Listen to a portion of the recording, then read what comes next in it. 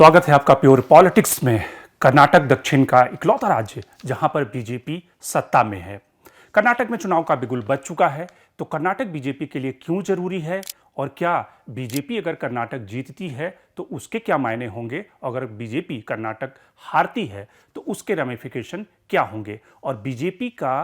पिछले हफ्ते का जो मास्टर स्ट्रोक है क्या वो बीजेपी को सत्ता की दहलीज तक ले जाएगा। तो हम बात करेंगे प्योर पॉलिटिक्स में कर्नाटक में बम्बई सरकार के मास्टर स्ट्रोक की और कर्नाटक में बीजेपी की जीतने की संभावना की।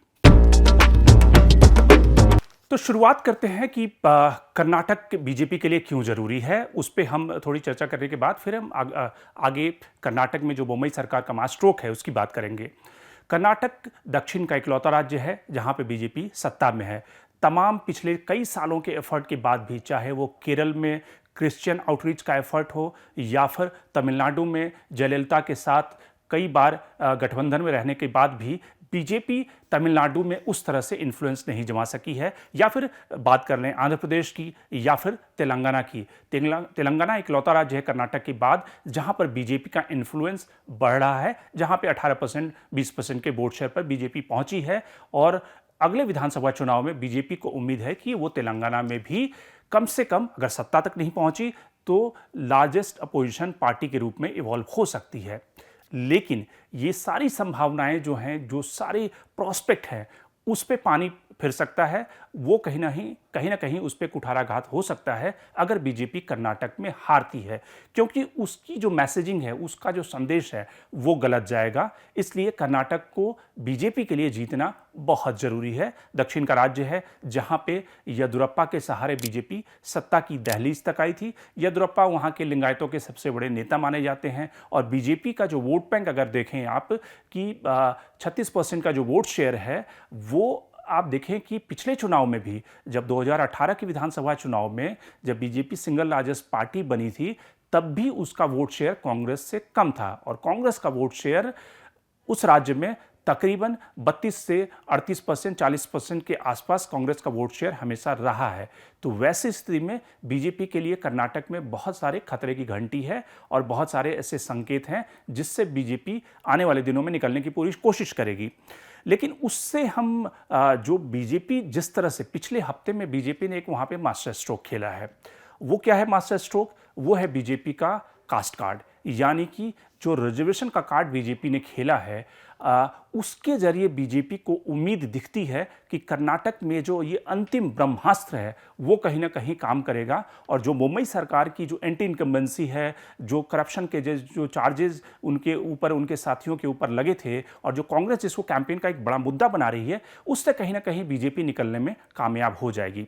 तो ये क्या है मुद्दा, ये ट्रम्प कार्ड क्या है और किस तरह से कर्नाटक के विधानसभा चुनाव को इन्फ्लुएंस कर सकता है, इस पे बात करते हैं। आपको याद होगा देवराज उर्स यानी कि कर्नाटक के वैसे मुख्यमंत्री जिन्होंने 70 के दशक में, जब इंदिरा गांधी का डोमिनेंस था और उस समय सिंडिकेट जो इंदिरा गांधी के अगेंस्ट में कांग्रेस के नेताओं का एक बड़ा वर्ग जो कि सिंडिकेट के नाम से जाना जाता था, और जिसमें कि कामराज, निजलिप्पा, ये सारे नेता थे, वो इंदिरा गांधी के खिलाफ थे, इंदिरा गांधी को सत्ता से हटाना चाहते थे। और उस समय देवराज उर्स ने, जब कांग्रेस पार्टी का डिवीज़न हुआ, यानी कि 69 में जब डिवीज़न हुआ, इंदिरा गांधी की कांग्रेस अलग बन गई और जो सिंडिकेट की कांग्रेस थी वो अलग बन गई, तो उस समय देवराज उर्स इंदिरा गांधी के साथ हो लिए। देवराज उर्स जब 71 का लोकसभा चुनाव हुआ और 72 का असेंबली का चुनाव हुआ, तो वहाँ पर देवराज उर्स चूंकि इंदिरा गांधी के साथ थे और सिंडिकेट को ये उम्मीद थी कि उनकी पार्टी जीतेगी, लेकिन इंदिरा की कांग्रेस जीत गई और देवराज उर्स वहाँ पे मुख्यमंत्री बने। चूंकि कर्नाटक की पूरी जो राजनीति थी उस दौर में वो लिंगायत और वोकलिंगा के बीच में बटी हुई थी, उनका डोमिनेंस था पॉलिटिक्स के ऊपर। देवराज उर्स ने उस डोमिनेंस को खत्म किया। उन्होंने बहुत ही साइलेंटली जो बैकवर्ड कास्ट हैं, जो पिछड़ी जातियां हैं, उन सब को राजनीति की मुख्य धारा में लाया और लिंगायतों को और वोकलिंगा का जो डोमिनेंस है उसको खत्म किया। उसके लिए उन्होंने ढेर सारे भूमि सुधार किए, ढेर सारे सोशल रिफॉर्म किए, और उसके जरिए धीरे धीरे उन्होंने सत्ता में लिंगायतों के का जो पैठ था उसको कम किया। उसके बाद ये अलग बात है कि देवराज उर्स बाद में इंदिरा गांधी से भिड़ गए और इंदिरा गांधी से उनका अलगाव हो गया। उसके बाद भी वो मुख्यमंत्री बने रहे, 2 बार के मुख्यमंत्री थे। लेकिन पहली बार उन्होंने बैकवर्ड कमीशन कर्नाटक में बनाया था। उसके बाद जब रामकृष्ण हेगड़े मुख्यमंत्री बने, उन्होंने दूसरा बैकवर्ड कमीशन बनाया, और ये सारे बैकवर्ड कमीशन, और उससे भी पहले तकरीबन अगर 100 साल का इतिहास देखें तो उन सारे कमीशन ने, चाहे वो मिलर कमीशन हो जो 1918 में बना था, या फिर देवराज उर्स का बैकवर्ड कमीशन, या फिर बाद के दौर में रामकृष्ण हेगड़े और वहाँ के मुख्यमंत्रियों ने जो कमीशन बनाए, उन सब ने यह सिफारिश की थी कि जो मुसलमान हैं, जो मुस्लिम हैं, वो कहीं ना कहीं एजुकेशनली और सोशली, यानी कि सामाजिक रूप से और आर्थिक रूप से पिछड़े हुए हैं और उन्हें आरक्षण का लाभ मिलना चाहिए। और उसी के आधार पर देवगौड़ा ने 1994 में मुसलमान जो हैं उनको आरक्षण दिया था उस ओबीसी कैटेगरी में। अब जो चीफ मिनिस्टर हैं बीजेपी के बोम्मई साहब, उन्होंने पिछले हफ्ते एक मास्टर स्ट्रोक खेला। उन्होंने जो ओबीसी जो कैटेगरी थी जिसमें कि मुसलमानों को आरक्षण मिलता था, उन्होंने मुसलमानों को उस कैटेगरी से निकालकर जो ईडब्ल्यूएस कैटेगरी है, जहां पर 10% का आरक्षण है, जो ब्राह्मण और दूसरे समुदाय वैश्य उन सबको जो आरक्षण मिलता है, उस कैटेगरी में मुसलमानों को डाल दिया। और जो लिंगायत और वोकलिंगा थे, उनका जो कोटा 4% का मुसलमानों का जो आरक्षण था, उस कोटे से उन्होंने वोकलिंगा और लिंगायत को आरक्षण दे दिया। यानी कि जो लिंगायत और वोकलिंगा का जो परसेंटेज था, वो 5 से 7% बढ़ गया। वोकलिंगा 4 से 6% के रिजर्वेशन में ग्रुप में आ गई। और पहले ही बोम्मई साहब जो ट्राइबल हैं और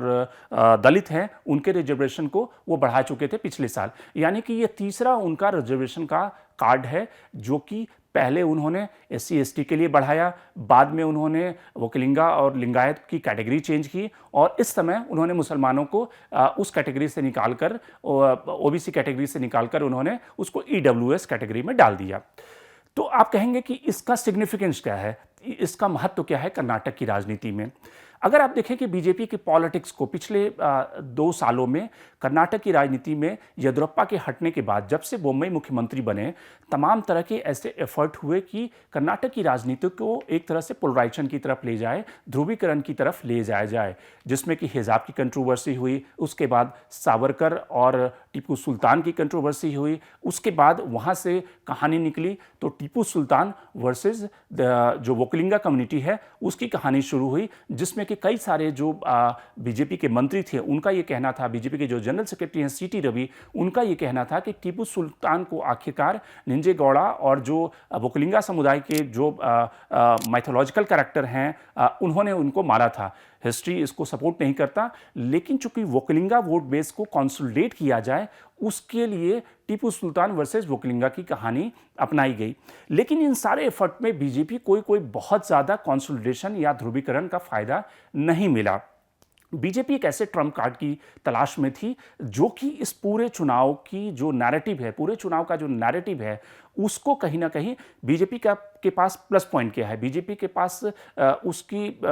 पाले में या उसके ब्रैकेट में क्या है। उसके ब्रैकेट में यह है कि 70% का जो लिंगायत का वोट बैंक है, जिसके येदियुरप्पा सबसे बड़े नेता हैं, लेकिन येदियुरप्पा को जिस तरह से चीफ मिनिस्टर से हटाया गया था, तो लिंगायतों की जो कम्युनिटी है वो बहुत ज़्यादा आशान्वित नहीं है या बहुत ज़्यादा बीजेपी के साथ खुश नहीं दिखाई देती है, क्योंकि येदियुरप्पा को एक तरह से उन्हें बेइज्जत करके निकाला गया था मुख्यमंत्री के पद से। लेकिन उसके बाद बीजेपी को ये लगा कि लिंगायत जो 17% का वोट शेयर है वो बीजेपी से खिसक सकता है, तो इसलिए येदियुरप्पा को पार्लियामेंट्री बोर्ड में शामिल किया गया। उसके बाद उन्हें कमेटियों में जगह दी गई, उनके बेटे को कमेटी में जगह दी गई, उन्हें एक ओबीसी कमेटी का मुखिया बनाया गया जो सारे स्टेट में घूम करके कैंपेन कर रहा है। तो लिंगायत को कंसोलिडेट रखना, वोकलिंगा जो कि मैसूर, ओल्ड मैसूर का जो इलाका है जहाँ पे जेडीएस का इन्फ्लुएंस है, उस वोकलिंगा कम्युनिटी में कैसे डिवीज़न किया जाए, इसके लिए जो रिजर्वेशन का परसेंटेज था वो बढ़ाया गया। आप देखें कि 5 से 7% और 4 से 6% उन्हें किया गया।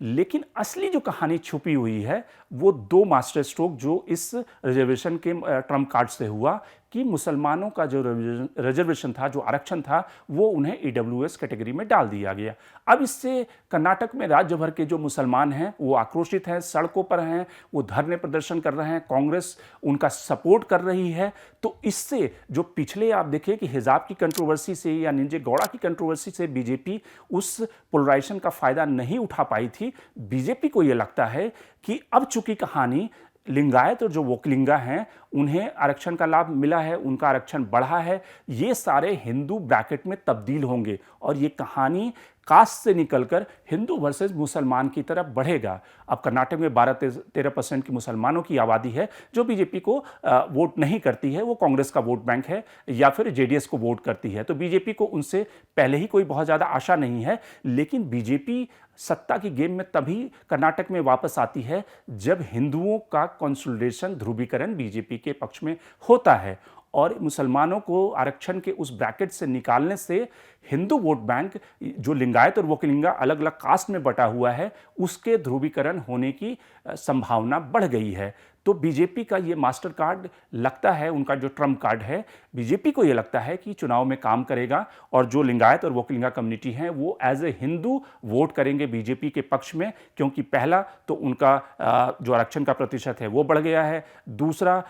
हिंदुओं को और वोकलिंगा लिंगायतों को लगेगा कि जो कांग्रेस मुसलमानों की पक्षधर है, जो अपीजमेंट की का आरोप बीजेपी कांग्रेस पे लगाती है, तो इसीलिए वो मुसलमानों की आरक्षण की वकालत कर रही है। तो ये सारी मोबिलाइजेशन और ध्रुवीकरण बीजेपी के पक्ष में हो सकता है। लेकिन बोम्मई के इस एक्शन से जो पिछड़ी जातियां हैं उसमें भी एक कंसोलिडेशन की उम्मीद दिख रही है, क्योंकि 2012 की जो कमीशन थी जिसकी रिपोर्ट को सिद्धरमैया ने लागू नहीं किया था, बीजेपी ने बैकवर्ड कास्ट के में भी इंटरनल रिजर्वेशन के लिए उन्होंने बात कही है और उनको जो रिजर्वेशन का जो उनका परसेंटेज था, अगर आप देखें कि 2012 का जो सचिवा कमीशन की बात थी कि 6% का जो रिजर्वेशन था वो जो एससी लेफ्ट हैं, जो मोस्ट बैकवर्ड हैं, जो बीजेपी की बैकबोन रही हैं, उनके लिए रखा गया था। 5% का जो रिजर्वेशन था जो उनसे कम बैकवर्ड हैं, उनसे कम पिछड़े हुए हैं, उनके लिए 3% का जो टचेबल दलित हैं उनके लिए और 1% का जो दूसरे दलित हैं उनके लिए। लेकिन इस बोम्मई गैम्बल से जो उनका परसेंटेज है उसमें जो सबसे ज़्यादा सिग्निफिकेंट इजाफा किया गया है वो 5.5%, यानी कि जो लेस बैकवर्ड हैं उनमें किया गया है और साथ ही जो टचेबल एससी हैं उनका 1.5% का रिजर्वेशन बढ़ाया गया है। ये सारी जो कम्युनिटी है वो एक तरह से फ्लोटिंग वोटर रही है और बीजेपी को लगता है कि 3% से 4.5% करने से वो जो फ्लोटिंग वोटर्स हैं, जो घुमंतु जातियां हैं दलितों की, वो बीजेपी के पक्ष में वोट करेंगी। तो दलितों के बीच में भी इंटरनल रिजर्वेशन ला करके बीजेपी को लगता है कि दलितों का कंसोलिडेशन बीजेपी के पक्ष में होगा, क्योंकि इस समय ध्रुवीकरण और कास्ट का जो कार्ड है वही बीजेपी को कर्नाटक में बचा सकता है, क्योंकि बीजेपी की पूरी जो रणनीति इस समय है वो है कि प्रधानमंत्री की जो इमेज है उस पर बीजेपी खेले, क्योंकि वहाँ की जो लीडरशिप है उसकी जो इमेज है वो बहुत डेंट हो चुकी है और वो बीजेपी को सत्ता की दहलीज तक नहीं ले जाता है। तो प्रधानमंत्री की इमेज, दूसरा कास्ट कार्ड, तीसरा मोबिलाइजेशन, ध्रुवीकरण, ये बीजेपी को ही सत्ता की दहलीज तक पहुंचा सकता है और इसीलिए बोम्मई का जो ये ट्रम्प कार्ड है वो काफ़ी क्रूशियल होगा कि आने वाले दिनों में वो किस तरह से पोलराइजेशन की तरफ बढ़ता है और बीजेपी को उसका क्या फ़ायदा होता है। लेकिन कर्नाटक का नतीजा बीजेपी के लिए काफ़ी चैलेंजिंग है, क्योंकि बीजेपी का जो एजम्पशन है, बीजेपी की जो संभावना है वो इन सारे फैक्टर पे डिपेंडेंट है। ये सारे फैक्टर अगर चलेंगे तभी बीजेपी सत्ता की दहलीज तक पहुंचेगी। Shankar Animesh, the print. लेकिन आप हमारे यूट्यूब चैनल को सब्सक्राइब करें और साथ ही उसे देखना न भूलें।